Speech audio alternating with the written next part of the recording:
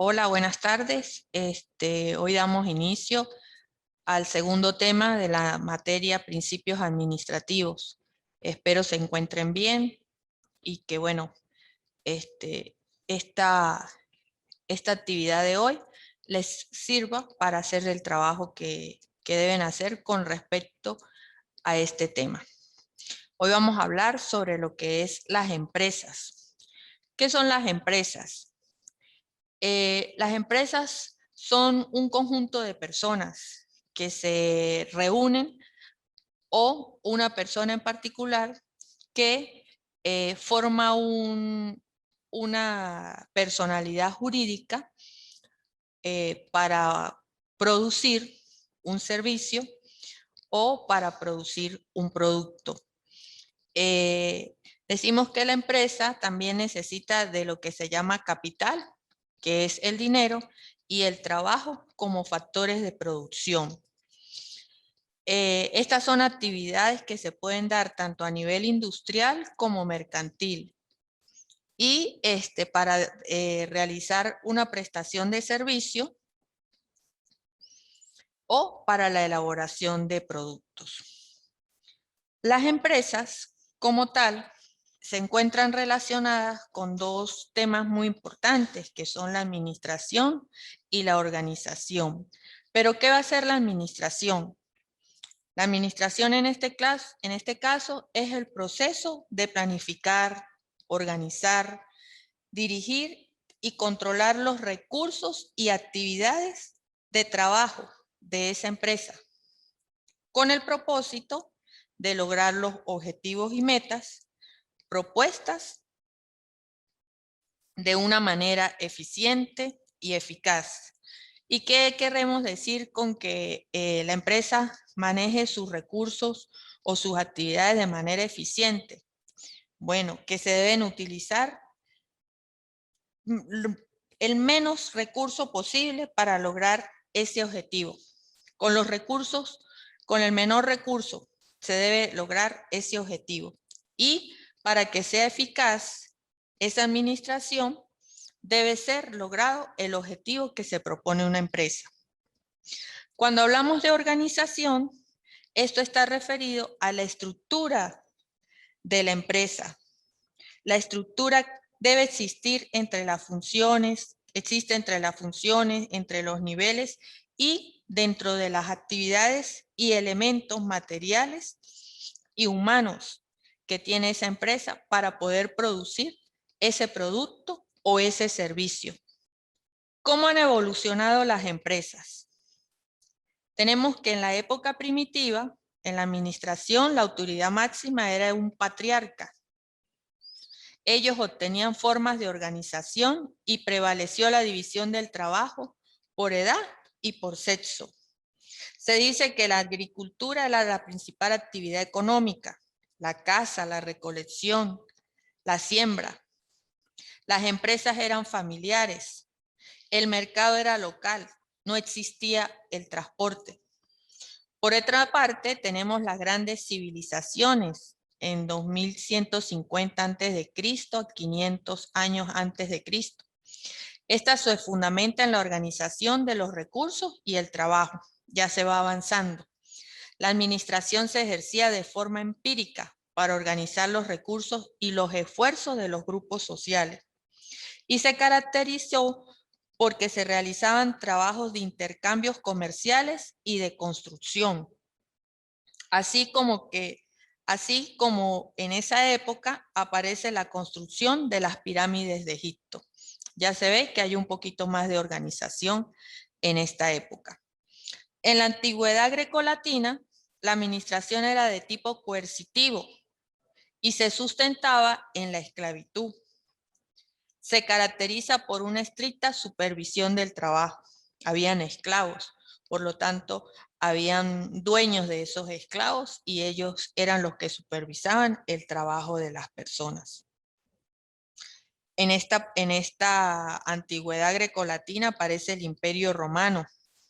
Ya viene la cultura, la ciencia y las artes. Y también se comienza a abolir un poco con el esclavismo. En la Edad Media, Durante el feudalismo y con el avance del comercio, se dio la primera forma de empresa primitiva. Se dice que se da inicio al capitalismo comercial como sistema económico y social, donde la inversión hacía crecer más el capital de las empresas. Vemos cómo vamos ya evolucionando, ya estamos llegando a otro tipo de organización y de administración de las empresas. Viene la Edad Moderna, Renacimiento y Reforma. En esta parte se dice que por la peste y la masacre los señores feudales se vieron obligados a controlar a campesinos asalariados. En esta época se empezó la remuneración de los trabajadores. Antes no se les pagaba. Ya en esta época moderna del Renacimiento se le empieza a dar una remuneración a aquellas personas que realizaban las actividades propias de esa empresa. En 1700, en 1900 viene la Revolución Industrial. Con esta revolución industrial vienen los cambios económicos y sociales. Provoca profundos cambios en la sociedad. Dicho movimiento promovió la creación de industrias y empresas, más industrias y más empresas. El comercio se incrementa y se establecen varias empresas. Se dio la innovación técnica y la utilización de la máquina a vapor. De la mano de la revolución industrial aparece la máquina de vapor. Se da el crecimiento de los caudales y de las ciudades y de las necesidades como auge de comercio y empresas textiles, metalúrgicas y mineras. Para el siglo XX se multiplicaron y se diversificaron estas empresas y los avances científicos y tecnológicos se aplicaron al desarrollo de esos procesos productivos y de servicio. Y se da inicio, se consolida la administración como una disciplina indispensable para obtener la máxima eficiencia en las organizaciones. Ahora tenemos el siglo XXI. Aparecen nuevas formas de empresas como las globales, las automatizadas e inteligentes. Se da inicio a la globalización de la economía. Se comienza a pensar más en la satisfacción del cliente. Aquí nos interesa ya que nuestros clientes estén satisfechos con ese servicio o ese producto que se está realizando en la empresa. Y de los mercados mediante la calidad y la productividad. Se comienza a pensar más en la satisfacción del cliente, de los mercados. ¿Mediante qué? Mediante la producción, valga la redundancia, de productos con calidad, bajo los sistemas de calidad. Ahora bien, las empresas tienen unas características propias. Es un sistema social. ¿Y por qué decimos que es un sistema social una empresa? Porque está creada por individuos. Una empresa no la crea alguien así, nada más. Está creada por un grupo de personas o por una persona que tiene en mente la realización de un producto o la prestación de un servicio. Cada persona, cuando se trata de varias personas, asumen la función, ¿verdad? Y dan de acuerdo a la actividad que va a realizar esa empresa, pues define las actividades que va a desempeñar ese grupo de personas que va a trabajar con ella. Por eso es que decimos que es un sistema social, porque está formado o creado por individuos. Perdura en el tiempo. Las empresas generalmente no se crean para que perduren un año, 2 años, no. Se crean para que tengan un largo tiempo de permanencia en el mercado. Se proyectan con una misión y visión que va más allá de un objetivo puntual, que va mucho, mucho más allá. Tenemos empresas que tienen muchísimos años, pero se han venido reorganizando, se han venido nutriendo de las nuevas actividades, de las nuevas tecnologías y siguen en el tiempo. Por eso es que las empresas tienen como característica que perduran en el tiempo. Son complejas. Las empresas son complejas. ¿Por qué? Porque son estructuras, no son estructuras simples, son estructuras complejas. Dependen del recurso humano, de los empleados, de la productividad, de la tecnología, y todo eso tiene que estar engranado. Por eso es que las empresas no son fáciles, o sea, son complejas en su manejo, en su actividad, en su producción. Son dinámicas. ¿Por qué son dinámicas? Porque se tienen que estar adaptando todos los días a los cambios para poder permanecer en el mercado. Si una empresa se queda con lo que empezó hace años, ya hoy esa empresa ya no funciona en el mercado porque no está dando la satisfacción que el cliente requiere. Por eso tienen que ser dinámicos, porque tienen que adaptarse a los cambios. Se adaptan, las empresas deben adaptarse a los cambios, no cerrarse a los cambios, al ambiente, al entorno. Tienen que cambiar, ser dinámicos. Cuando hablamos de dinámicos, las empresas también entran en que tienen que ser innovadoras. Tienen que mejorar y optimizar sus procesos en pro de mejorar sus resultados. Deben ser empresas creadas para innovar, para mejorar. Muchos ejemplos pudiéramos dar, pero vamos a tomar uno simple, ¿verdad? Por ejemplo, los teléfonos. No son los teléfonos los mismos de hace 10 años a los que tenemos ahora. ¿Por qué? Porque la tecnología ha hecho que en ese pequeño cuadrito hayan infinidad de aplicaciones que nos sirvan a nosotros para comunicarnos, para mejorar la manera de trabajar, la manera de buscar información. Entonces los teléfonos han sido innovados. Ese es un ejemplo práctico y preciso de lo que quiere decir que las empresas no se deben quedar atrás. Deben innovar y buscar la satisfacción no solamente del cliente, sino del mercado. Existe la división del trabajo. En las empresas debemos tener en cuenta que no todo el recurso humano puede realizar cierta actividad. Las actividades en las empresas deben estar divididas las funciones y las personas deben ser capaces de realizar esa actividad que se le está asignando. ¿Para qué?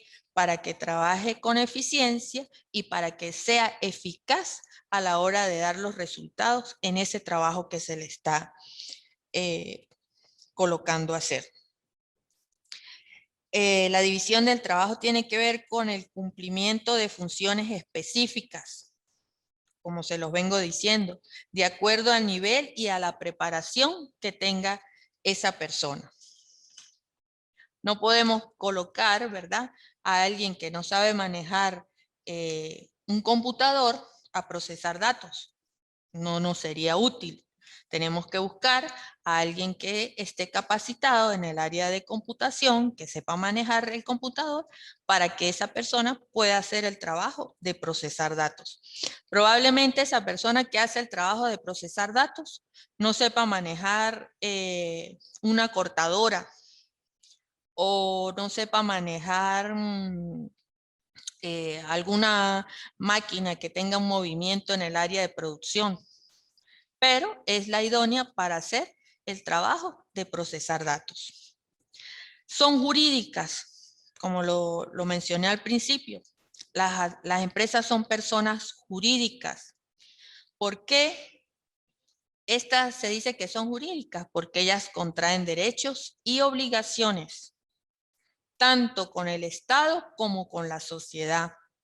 Las empresas deben estar de acuerdo con las normas que establece el Estado para ellas funcionar dentro del marco legal que establece el Estado como ente rector del país o de, las instituciones donde esa empresa va a funcionar, de acuerdo a esas normativas que tiene ese país. Es que las empresas van a funcionar y tienen una obligación con la sociedad porque las empresas de un tiempo para acá tienen que estar más prestas a que la sociedad se sienta satisfecha con ese trabajo que ellos realizan, no solamente por el producto que realizan o por el servicio que prestan, sino porque son cónsonos con el entorno donde están funcionando. Por ejemplo, si tenemos una empresa que diariamente está botando desperdicios afuera de la calle o genera smog, ¿verdad? Que es perjudicial para el ambiente o tiene mucho ruido, pues esa empresa no está cumpliendo con las obligaciones que tiene con la sociedad porque está perturbando esa comunidad en donde está funcionando. Y pues bueno, tienen que ser eficaces. Las empresas tienen que ser eficaces porque deben lograr los objetivos que se proponen. Si una empresa no logra los objetivos que se proponen, pues está destinada al fracaso. No quiere decir que porque vaya tropezando no puede mejorar, al contrario. Ahora tenemos en el entorno, en el mercado, en la administración, nuevas tecnologías que pueden ayudarnos a reinventar eso que estábamos haciendo para hacerlo mejor. ¿Ok? Eso lo vamos a ir viendo más adelante. Ahora bien, las empresas tienen su clasificación. Esta clasificación es un poquito larguita, pero las podemos clasificar según el tamaño, en microempresas, pequeñas empresas, medianas, grandes. Las microempresas son las que tienen más o menos entre 1 a 10 empleados. Pertenecen a una misma persona. Es una empresa creada por una sola persona, aun cuando tenga varios empleados. Pueden ser de tipo artesanal. Las pequeñas empresas ya van de 11 a 50 trabajadores y las encontramos en las empresas familiares. Y sus ingresos son personal de ahorro, prácticamente. Las medianas empresas van de 50 a 100 trabajadores. Ya tienen sistemas automatizados. Son un poco más pequeñas que las empresas del sector industrial. Sin embargo, ya van incorporándose más empleados, más actividades, más procesos, más procedimientos, más organización, más estructura. Entonces ya son grandes empresas. Las grandes empresas, las medianas empresas. Las grandes empresas ya tienen más de 100 trabajadores o empleados. Tienen un volumen alto de ingreso anual. Tienen interrelaciones propias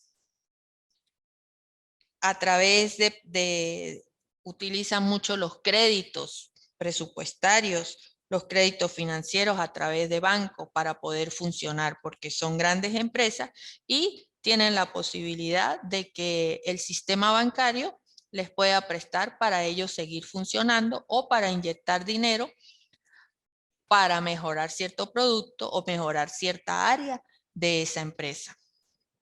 También las encontramos según el sector de actividad. Tenemos las primarias. Se sostienen de la naturaleza. ¿Cuáles son estas? Las que tienen que ver con la agricultura y la ganadería. Producen o extraen la materia prima que va al sector secundario. El sector secundario es aquel industrial ya. Realiza la transformación de la materia prima que produce el sector primario. Hacen uso de procedimientos industriales para la transformación de esa materia prima. Entonces, esas son las secundarias. El terciario lo podemos encontrar en las actividades de servicio. Su actividad más importante es la capacidad humana. ¿Qué quiere decir esto? que su actividad más importante tiene que ver con la capacidad humana, porque en este sector vamos a ubicar los bancos, los comercios, los restaurantes, los hoteles y todas aquellas que ofrecen servicio. Esas son las que están dentro de la actividad terciaria. Todas aquellas empresas que ofrecen un servicio, llámense bancos, comercios, restaurantes, hoteles, y tienen que ver con la capacidad humana porque va a depender mucho, ¿verdad? Estas empresas van a depender mucho de las personas que ofrecen ese producto o que dan ese servicio. ¿Ok? Ahora las tenemos según el capital. Pueden ser privadas, públicas y mixtas. Las privadas son aquellas que tienen un capital que están en manos de un particular. Yo, Suaid Dávila, con mi capital, con mi dinero, voy a crear una empresa. O yo, con la amiga Wendy y con mis otros compañeros de aquí de esta actividad, vamos a crear una empresa con nuestro propio dinero. Entonces vamos a formar una empresa privada. Públicas son todas aquellas empresas que provienen del Estado o que su capital proviene del Estado. Del Estado, pudiéramos decir entre comillas, del gobierno, pues, pero no es lo ideal, porque el Estado es todo lo que engloba el aparato público, pues, que está gobernado por un presidente, por sus ministros y toda esa parafernalia gubernamental, ¿sí? Pero entendamos el Estado como todo lo que está escrito a esa entidad, a esa dinámica del gobierno. Las mixtas, ¿verdad? Tienen que ver con un capital compartido. Son aquellas empresas que tienen una parte pública y una parte privada. Se agrupan y forman una empresa mixta con capital privado y con capital público.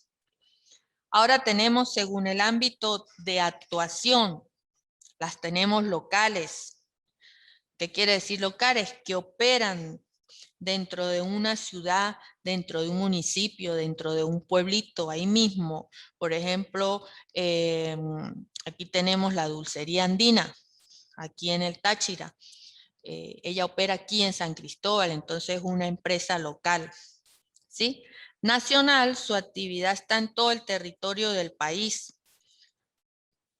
Se dan en todo el territorio del país, de las empresas nacionales. Y las multinacionales ya se extienden fuera del país, a varios países, ¿sí? Ahora las tenemos según el destino de los beneficios. ¿Cuáles son los beneficios? El dinero, las utilidades. Entonces las tenemos con fines de lucro o sin fines de lucro. Las utilidades pasan, cuando son con fines de lucro, las utilidades pasan al poder de los propietarios o del personal que componen esa empresa. Sin fines de lucro, los excedentes o utilidades se reutilizan en la misma empresa para incentivar su desarrollo. ¿Ok? Ahora tenemos según la forma jurídica. Las tenemos unipersonales, sociedades colectivas, cooperativas, comanditarias, sociedades de responsabilidad limitada o sociedades anónimas. Las unipersonales son aquellas donde el propietario responde de forma ilimitada con todo su patrimonio ante las personas que pudieran ser afectadas en cualquier momento. Pertenecen a una sola persona, las unipersonales. Las sociedades colectivas son aquellas propiedades donde recae sobre más de una persona la capacidad de responder ante terceros. Los socios responden de forma ilimitada con su patrimonio frente a terceros. Participan de la gestión u administración, porque ya hay socios. Entonces esos socios pueden decir quién va a hacer cuál función o qué va a ejercer dentro de la empresa. Las cooperativas son empresas sin fines de lucro. Y dijimos que las empresas sin fines de lucro son aquellas que sus utilidades se reutilizan en la misma empresa para incentivar su desarrollo. Satisfacen las necesidades o intereses socioeconómicas de sus integrantes. Son cooperativas. Se asocian varias personas, producen cierto artículo, cierto producto, compran y venden, pero es para beneficio de esa misma personas que están dentro de esa cooperativa, pero obteniendo mejores precios, mejores beneficios, ¿sí? Pero la utilidad queda dentro de la cooperativa para reinvertirlo. Las comanditarias. Estas comanditarias son un número pequeño de socios y se agrupan para desarrollar una actividad en común. Las sociedades de responsabilidad limitada son aquellas cuyos propietarios de forma limitada responden con el capital que aportan a esa empresa. Y las sociedades anónimas, los propietarios poseen una responsabilidad de acuerdo al capital que aportan. Los propietarios pueden vender sus acciones en la empresa, pueden hacer uso de eso, pueden vender sus acciones y que entren otras personas a participar de esa empresa. Y finalmente, pues la empresa es un sistema en donde existen las entradas y en donde existen las salidas. Es un sistema abierto. ¿Y qué es un sistema? Es un conjunto de unidades que se interrelacionan, unidades u objetos que se interrelacionan entre sí, con el fin de cumplir objetivos de acuerdo a funciones y a características. Aquí lo podemos ver en la lámina, que tenemos como entradas el trabajo, la materia prima, el dinero, la tecnología, que entran a la empresa, ¿verdad? Ese trabajo, esa materia prima, ese dinero y esa tecnología se procesa o cumple un proceso dentro de esa empresa para la fabricación y transformación y da una salida que produce productos, dividendos, servicios, impuestos. Y es un sistema abierto porque él se interrelaciona y tiene entradas y salidas. Cuando hablamos de sistemas abiertos, decimos que es un sistema abierto porque se relaciona con el medio ambiente. ¿Por qué? Porque tiene la capacidad también de crecimiento, de dar cambios y de ser adaptado. Compite con otros sistemas.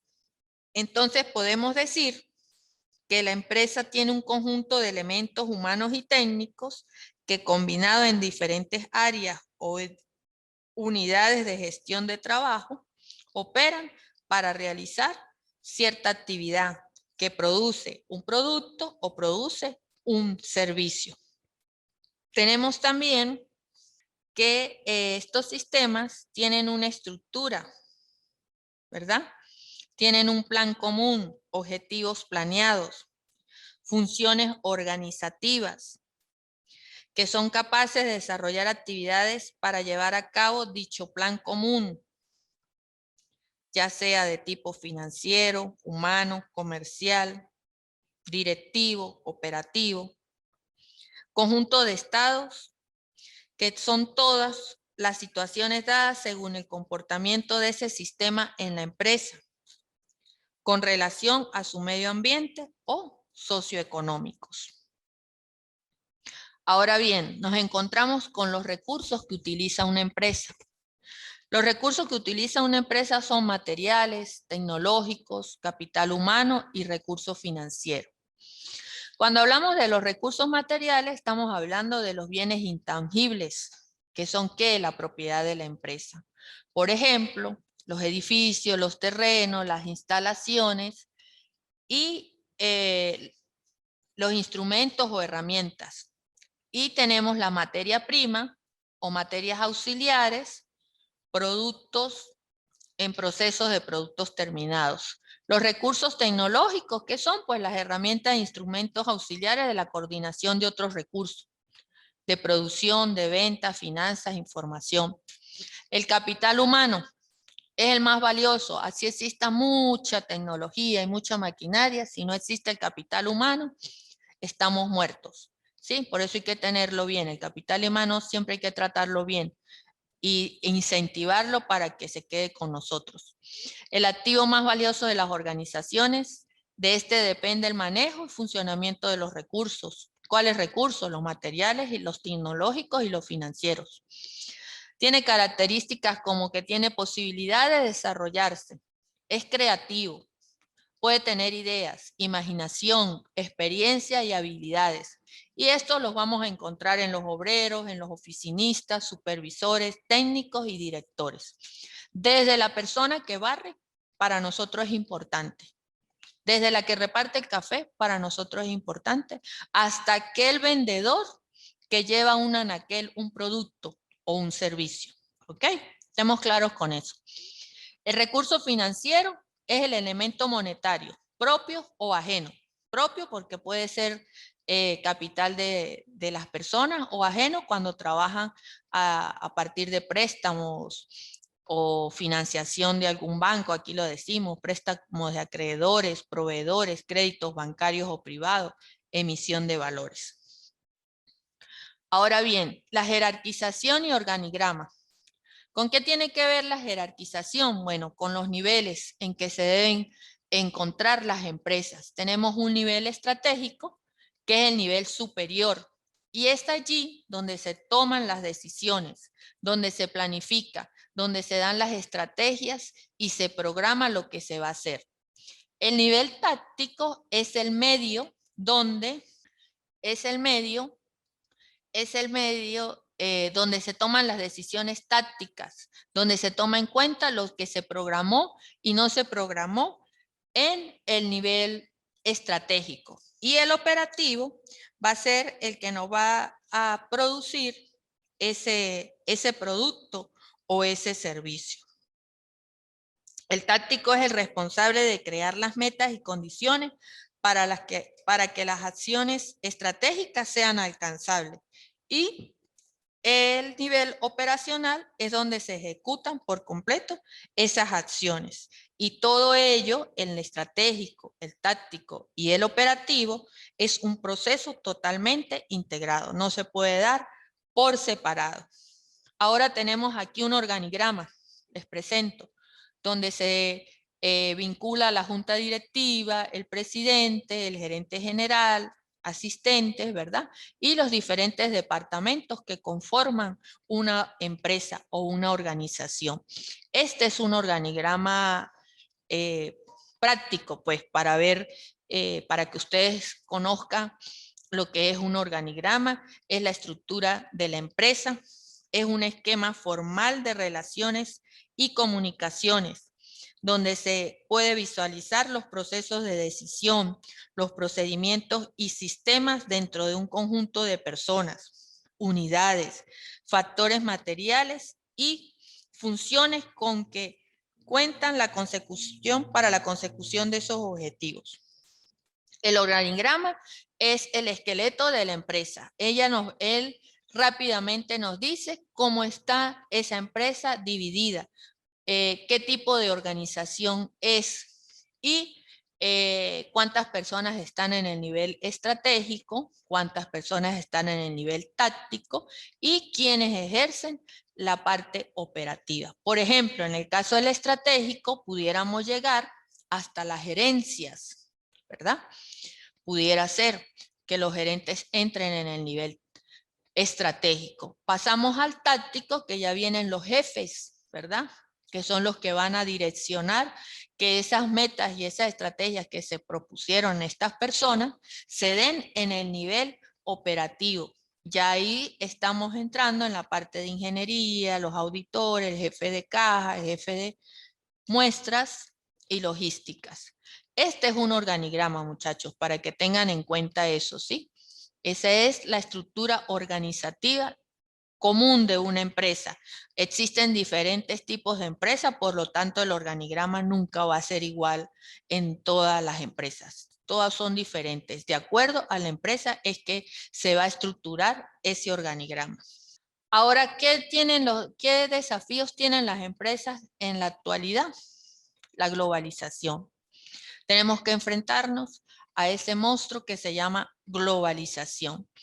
Esa globalización nos está impulsando a que seamos mejores, a que tengamos una mejor respuesta en el proceso económico, tecnológico, político y social y cultural a escala mundial.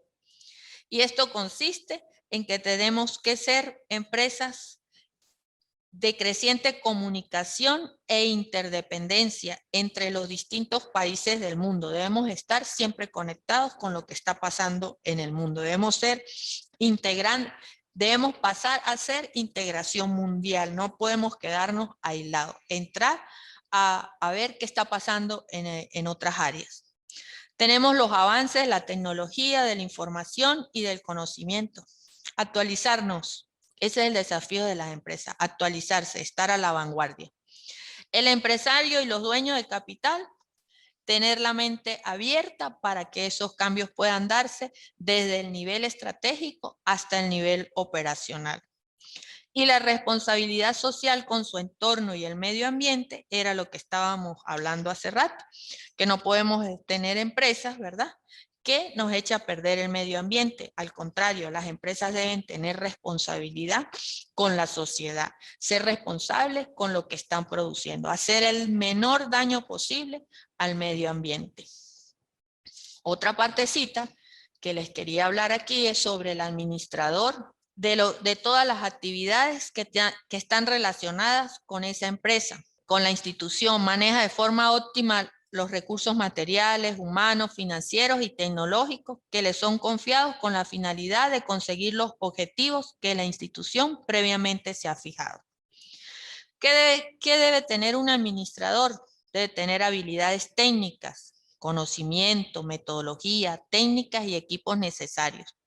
Habilidad humana, manejar la capacidad y el discernimiento con otras personas. Habilidad conceptual, entender las complejidades de la organización donde se está desenvolviendo. Debe tener habilidad política, capacidad para mejorar la posición personal, sentar una base de poder y establecer los contactos correctos. Aún y cuando las personas dentro de la empresa no estén todas de acuerdo con la forma o la manera como ese administrador se maneja, pues debe él estar consciente de que debe aceptar esa manera de pensar también de los empleados o del entorno humano que lo rodea en esa empresa. Bueno, mis queridos compañeros, participantes, mis queridos hijos, los invito a que realicen el trabajo que se les envió, la monografía. Por favor, tomen en cuenta las normas APA. Son muy importantes que de ahora en adelante ustedes se vayan familiarizando con estas normas, porque a través de ellas ustedes van a poder realizar mejores investigaciones y mejores trabajos. Traten de parafrasear, no tanto copiar y pegar. A mí me interesa es que ustedes internalicen lo que están investigando y con sus propias palabras ustedes puedan decir lo que significa cada cosa que están investigando, siempre y cuando guardando las palabras técnicas o el lenguaje, ¿verdad?, que ustedes deben ya ir agarrando para sus próximas actividades. Me despido, estamos en contacto. Por favor, cualquier duda, hay un grupo de WhatsApp, por ahí estoy todo el tiempo activa. Cualquier cosita que se les ofrezca, estoy a su orden. Muchas gracias y buenas tardes.